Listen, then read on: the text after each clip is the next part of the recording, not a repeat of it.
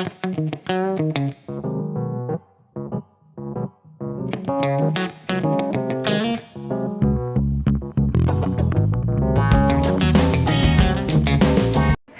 আসসালামু আলাইকুম। তো আমি সকালবেলা ঘুম থেকে উঠে তোমাদের ভাই নাস্তা বানাই দিছি, ও খাওয়া দাওয়া করে অফিসে চলে গেছে। তারপরে আমি আবার একটু ঘুমাইছিলাম, ঘুমাই এখন আবার আমি শাক কাটলাম, কলাই শাক কাটলাম। তো এখন গোসল করব, গোসল করে আইসে তারপর আবার একটু রোদ্রে বসবো। শীত আজকে রোদ উঠছে অনেক, কিন্তু ঠান্ডা আছে হালকা, আবার বাতাস আছে, এই জন্য এই ঠান্ডাটা একটু বেশি লাগতেছে। তো ঝটপট গোসল করে আসি, গোসল টোসল করে চলে এসেছি। এখন স্কিন কেয়ার করে নিই।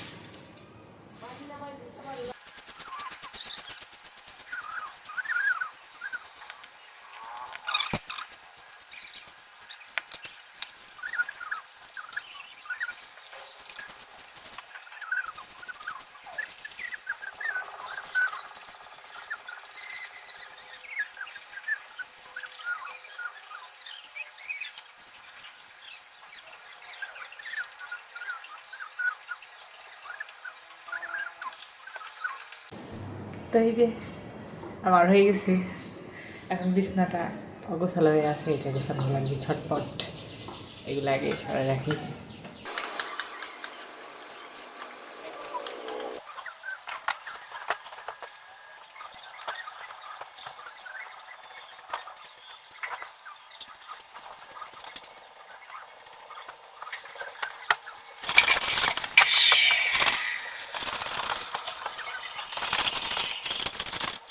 তো এই যে হয়ে গেছে আমার বিছনা গোছানো একদম ফিটফাট। তো এই যে আমার বিছানায় রোদ পড়ছে, জানলা দিয়ে আইসে, এই যে রোদ আছে বাইরা।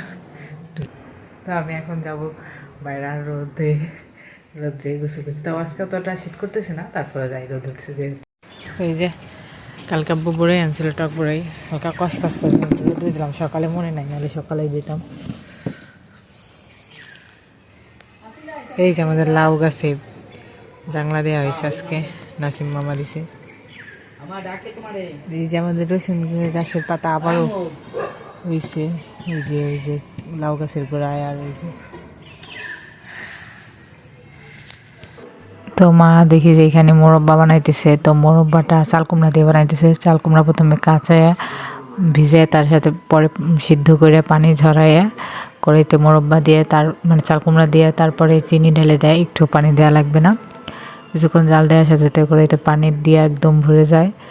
তারপরে ওই পানিটা শুকিয়ে গেলে একদম মোরব্বাটা আটা আটা, মানে ঝরঝরা প্রায় হয়ে গেলে তখন নামায় ফেলা লাগে, পরে একদম শক্ত হয়ে যায়।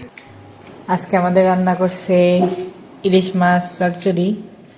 ইলিশ মাছ বলতে ইলিশ মাছের মাথা আর লেজা, এগুলো চচ্চড়ি করছে। আর এটা ফুলকপি আলু দিয়ে ভাজি। আর এটা সেই যে কলই শাক ভাজি, মানে কলই শাক রান্না। তাই কলই শাক কিন্তু আমি কাটছি অনেক সুন্দর করে, নিজের প্রশংসা নিজেই করি। এখন খাবো আমি। আর এই যে আমি কলই শাক খাবো পেঁয়াজ মরিচ দিয়ে, আমার অনেক পছন্দ কলই শাক।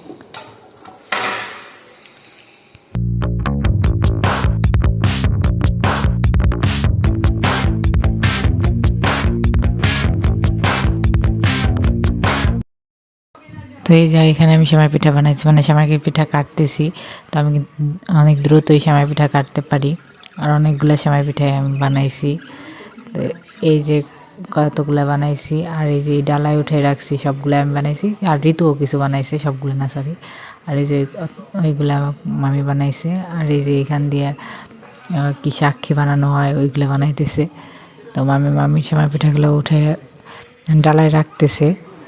তো আমিও আমার সেমাই পিঠাগুলো বাকিগুলোও ডালায় উঠে রাখবো। অনেকগুলো বানানো হয়েছে, অনেক রাত পর্যন্ত বানানো হয়েছে।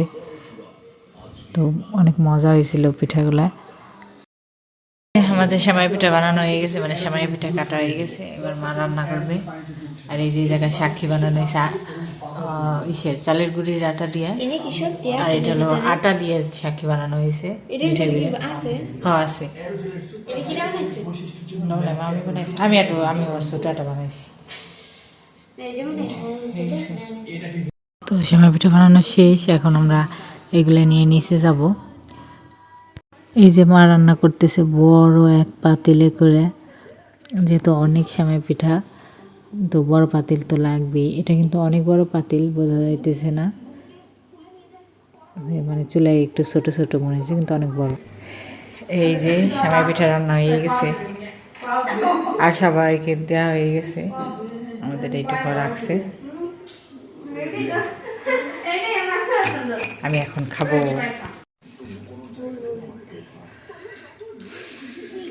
পিঠা রান্নাটা অনেক বেশি মজা হয়েছে। তো কে কে তোমরা আমার মতো এরকম সেমাই পিঠা খাইতে পছন্দ করো? আর আজকে সত্যি অনেক বেশি মজা মজা হয়েছে এই সেমাই পিঠা রান্না। এমনিতে আমার তো বেশি পছন্দ, তার সাথে খেজুরের গুড় টুড় দিয়ে মা অনেক মজা করে রান্না করছে। আজকে একটু ঠান্ডা কম আগের থেকে, তো এই জন্য ভালোই লাগতেছে। বেশি প্রচুর ঠান্ডা থাকলে ভালো লাগে না, শুলেও এরকম শীত করে, আর থাকা পড়লে ল্যাপ ট্যাপ সব ঠান্ডা হয়ে যায়। তো তোমাদের এই জায়গায় কি ঠান্ডা আগের চেয়ে কমছে নাকি অবশ্যই কমেন্টে জানাবে। আজকে ভিডিওটা এই পর্যন্ত শুরু করবো। আমাদের কেমন লাগলো আমার আজকে ভিডিও অবশ্যই কমেন্টে জানাবে। আর আমার ভিডিও যদি তোমাদের ভালো থাকে অবশ্যই চ্যানেলটি সাবস্ক্রাইব করে রাখো, আর একটা লাইক কমেন্ট শেয়ার করে দিও। তোমরা অনেক অনেক বেশি ভালো থেকো। বাই, দেখা হবে কালকে নতুন ব্লগে।